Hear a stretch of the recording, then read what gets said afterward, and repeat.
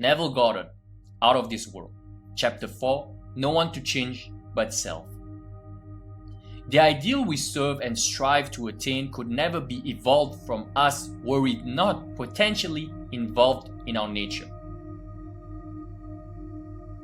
It is now my purpose to retell and to emphasize an experience of mine printed by me 2 years ago.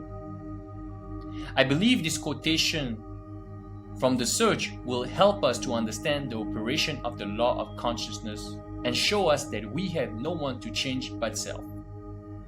Once, in an idle interval at sea, I meditated on the perfect state and wondered what I would be were I of too pure eyes to behold iniquity, if to me all things were pure, and were I without condemnation.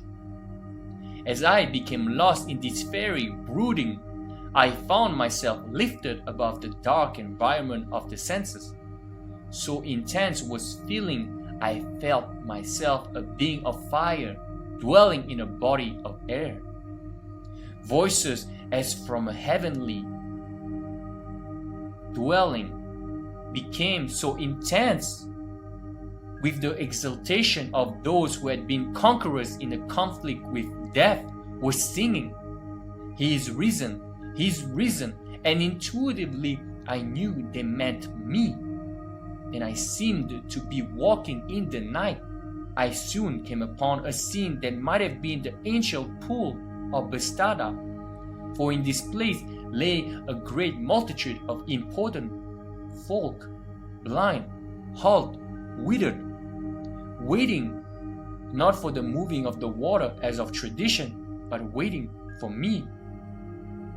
As I came near, without thought or effort on my part, they were one after the other, molded as by the magician of the beautiful. Eyes, hands, feet, all missing members were drawn from some invisible reservoir and molded in harmony with that perfection which I felt springing within me. When all were made perfect, the chorus exulted, "It is finished." Then the scene dissolved and I awoke. I know the vision was the result of my intense meditation upon the idea of perfection, for my meditations invariably bring about union with the state contemplated. I had been so completely absorbed within the idea that for a while I had become what I contemplated, and the high purpose with which I had for that moment identified myself drew the companionship of high things and fashioned the vision in harmony with my inner nature. The ideal with which we are united works by association of ideals to awaken 1,000 moods to create a drama in keeping with the central idea. My mystical experiences have convinced me that there is no way to bring about the outer perfection we seek other than by the transformation of ourselves. In the divine economy, nothing is lost. We cannot lose anything save by descent from the sphere where the thing has its natural life. There is no transforming power in death, and whether we are here or there, we fashion the world that surrounds us by the intensity of our imagination and feeling, and we illuminate or darken our lives by the concepts we hold of ourselves. Nothing is more important to us than our conception of ourselves, and especially is this the truth of our concept of the dimensionally great one within us. Those who help or hinder us, whether they know it or not, are the servants of that law which shapes outward circumstances in harmony with our inner nature. It is our conception of ourselves which frees or constrains us so it may use material agencies to achieve its purpose. Because life molds the outer world to reflect the inner arrangement of our minds, there is no way of bringing about the outer perfection we seek other than by the transformation of ourselves. No help cometh from without. The hills to which we lift our eyes are those of an inner range. It is thus to our own consciousness that we must turn as to the own reality, the only foundation on which all phenomena can be explained. We can rely absolutely on the justice of this law to give us only that which is of the nature of ourselves. To attempt to change the world before we change our concept of self is to struggle against the nature of things. There can be no outer change until there is first an inner change, as within, so without. I am not advocating philosophical indifference when I suggest that we should imagine ourselves as already that which we want to be, living in a mental atmosphere of greatness rather than using physical means and arguments to bring about the desired change. Everything we do, unaccompanied by a change of consciousness, is but a futile readjustment of surfaces. However we toil or struggle, we can receive no more than our assumptions affirm. To protest against anything which happens to us is to protest against the law of our being and our rulership over our own destiny. The circumstances of my life are too closely related to my conception of myself not to have been formed by my own spirit from one dimensionally larger storehouse of my being. If there is pain to me in these happenings, I should look within myself for the cause, for I am moved here and there and made to live in a world in harmony with my concept of self. Intense meditation brings about a union with the state contemplated, and during this union we see visions, have experiences, and behave in keeping with our change of consciousness. This shows us that a transformation of consciousness will result in a change of environment and behavior. All wars prove that violent emotions are extremely potent in precipitating mental readjustment. Every great conflict has been followed by an era of materialism and greed in which the ideals for which the conflict ostensibly were waged are submerged. This is inevitable because war evokes hate, which impels a descent in consciousness from the plane of the ideal to the level where the conflict is waged. If we could become as emotionally aroused over our ideals as we become over our dislikes, we would ascend to the plane of our ideal as easily as we now descend to the level of our hates. Love and hate have a magical transforming power, and we go through their exercise into the likeness of what we contemplate. By intensity of hatred, we create in ourselves the character we imagine in our enemies. Qualities die for want of attention. So, the unlovely states might best be rubbed out by imagining beauty for ashes and joy for mourning. Isaiah 61:3. Rather than by direct attacks on the state from which we would be free. Whatsoever things are lovely and of good rapport, think on these things. Philippians 4:8. For we become that which we are in rapport. There is nothing to change but our concept of self. As soon as we succeed in transforming self, our world will dissolve and reshape itself in harmony with that which our change affirms. End of this chapter. Now, first I want to talk about the mystical experience of that he described. We all have dreams that can be weird, and I'm not necessarily a master yet at deciphering dreams. Nor do I think it is necessary to get what you want, because dreams are a product of the unconscious, the subconscious, and when you dream, you have no control over your dreams. You can only control during your waking moments. That's why in one of the previous chapters he mentioned the dream as being a state of meditation as well. But in the state of meditation, while you are awake, you are actually the master of your vision, whereas in the dream you are a servant of this vision, which makes sense. When you're sleeping, you have no control.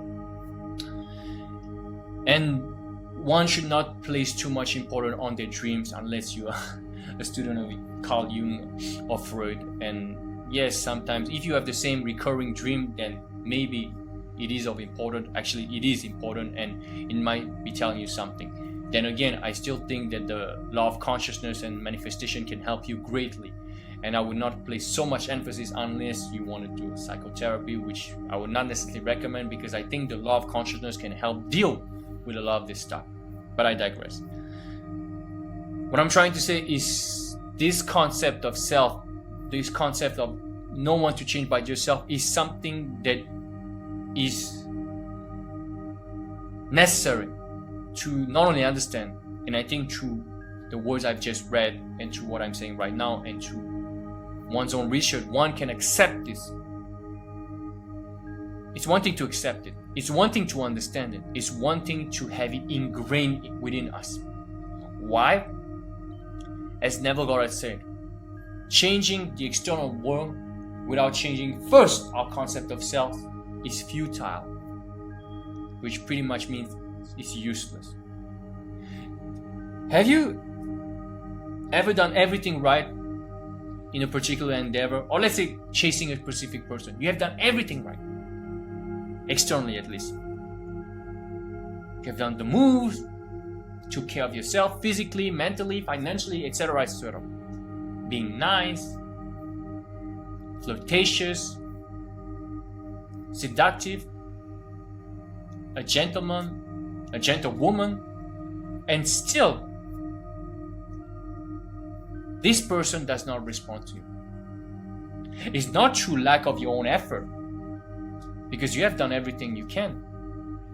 Maybe perhaps after a while you have been a bit too smothering, too clingy, too needy. That's generally a consequence of having one's desire unrequited. Why?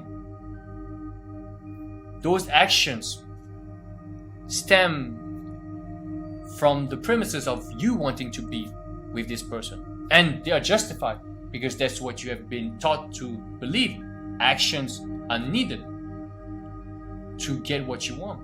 In this case, a specific person, man or woman.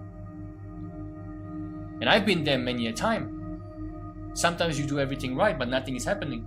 Not only that, you see other people doing a fraction of what you're doing and blowing up in business, social media, getting a specific person, or even a physical effort in sport, in performance.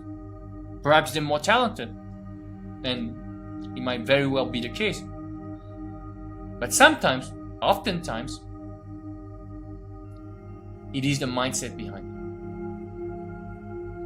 Now, if you have chased a specific person like I have many a time, through actions upon actions, perseverance, through external effort, and you have failed miserably many a time, you have to look within. What is your concept of self? You believe that you need to do this to succeed. You believe that because you are not good enough, you need to put in this effort.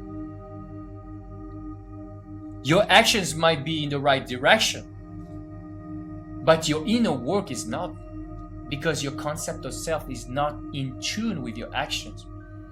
Now, if you change your concept of self and to someone who is deserving of having this success, your action won't matter that much, because either you do or you don't. The world will move in the direction, and yourself will move in the direction to get this specific person. And what I'm trying to say with this example, mind you, is not the best example, but I'm trying my best here. We have to change our concept of self first and foremost. And that is not necessarily easy. Why is not necessarily easy? Because we need to forsake actions. Abraham Hicks, even though I'm not the biggest fan of Abraham Hicks, I think Abraham Hicks is a quiet taste. And I think it's a bit too convoluted and a bit too complicated for what it is, and it could be conveyed in a message that's much simpler. That's why I'm a big fan of Joseph Murphy and Neville Goddard, because it's more straightforward.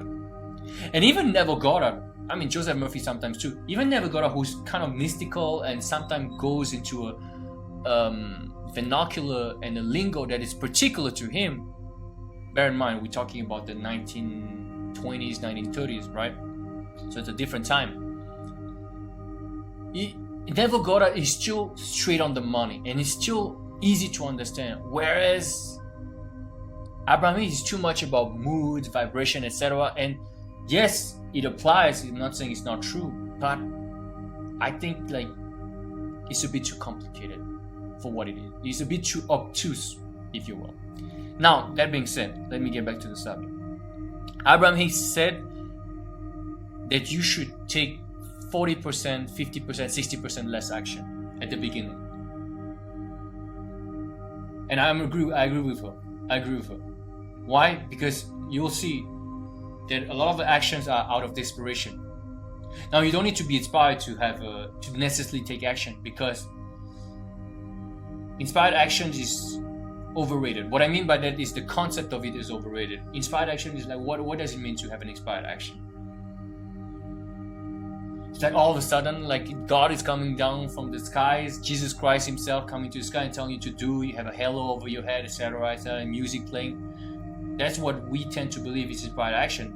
Truth being told, inspired action is nothing more than an action you're just doing automatically, because your conscious mind has been changed by your impregnation of your subconscious mind. If you believe right now that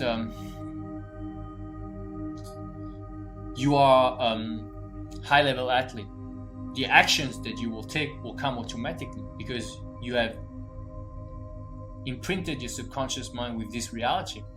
Therefore, the action will come naturally. It doesn't mean that you'll be super joyful all the time, etc., excited all the time. That's not reality. That's not life. That's not being a human being. It just means that the actions will come to you in a way that are natural, and the world will come about in its own way as well, to favor the seed you have planted in your subconscious mind. That's inspired action, if you will, the true action that stems from your impregnation of your subconscious mind. That's very important to understand. But what you need to focus more, what you need to accentuate and place your attention upon is your conception of self, especially at the beginning. Now, I don't want you to question your actions all the time. That doesn't lead to anything. If you feel like doing something, do it. If you don't feel like doing it, don't do it. But don't question it. Don't doubt yourself. Doubt is the enemy. The more important thing, however, is to focus on this inner world. Assume you are that person. Live in the end. Not all the time. That's not what I'm saying. Not 24/7. But many times during the day, remind yourself that you are the God of your own reality, and check on yourself, your concept of self right now. Affirm who you want to be. Assume who you want to be. Be the master of your thought. Of course, be the guardian of your thought. That goes without saying. That's 24/7. As long as you're awake, you have to be the guardian of your thoughts. But that doesn't mean necessarily living in the end, although indirectly it means. Because when you guard your thoughts, you will not dwell so easily on things, nor will you react to things that are quote-unquote misaligned with your vision, even though they might be part of the bridge of incident. But what I'm trying to say is you will not react so negatively to things. Why? Because you have a guardian inside, in front of your thoughts, in front of your mind. Many guardians even better. So that is always obviously an attention and an OS you need to hone, you need to sharpen over time, and it gets better and better and more effortless. That's very important. But at the same time, even though you have to guard your thoughts all the time, be aware that you might need more at the beginning. Affirm more. No, don't do it all the time. Do it in a relaxed, joyful, feelingly. It doesn't mean that you're overjoyed and ecstatic all the time. Sometimes it happens, especially when you visualize an SP. Usually it can happen. And even if it doesn't happen, it does not matter. What matters is that you quiet the mind, you get into a passive mode, body and mind, and you affirm, you visualize in a light-hearted way. Sometimes you'll just feel neutral, sometimes you might feel joy. That doesn't matter. As long as your mind is pretty much single focused on a particular vision or particular affirmation, that's enough. relax the body, relax the mind. If you have a meditation practice, meditate for a while before, and get into a passive drowsy state akin to sleep or close to it. Now you always have distraction from the outer world, but the thing is to limit it and stay relaxed. And then affirm, visualize, make it fun. 5 minutes here, 5 minutes there, 1 minute here, 10 minutes there. Make it a practice. Don't make it a chore. Make it something that you like to do. You don't need to adore it, because that might be forcing yourself to believe in something that you don't necessarily believe. It doesn't matter. Just make yourself do it in a joyful, lighthearted way, as much as you like to do it, often, especially at the beginning. But do not let anything change your concept of the self you want to be. That's very important. Thank you so much for listening. I am Sebastian. I am your mindset, mindfulness, meditation, and manifestation coach. Coaching if it's available, please check the description box below. Thank you so much for listening. Please like, share, and subscribe for more of this type of content, and I'll see you very soon.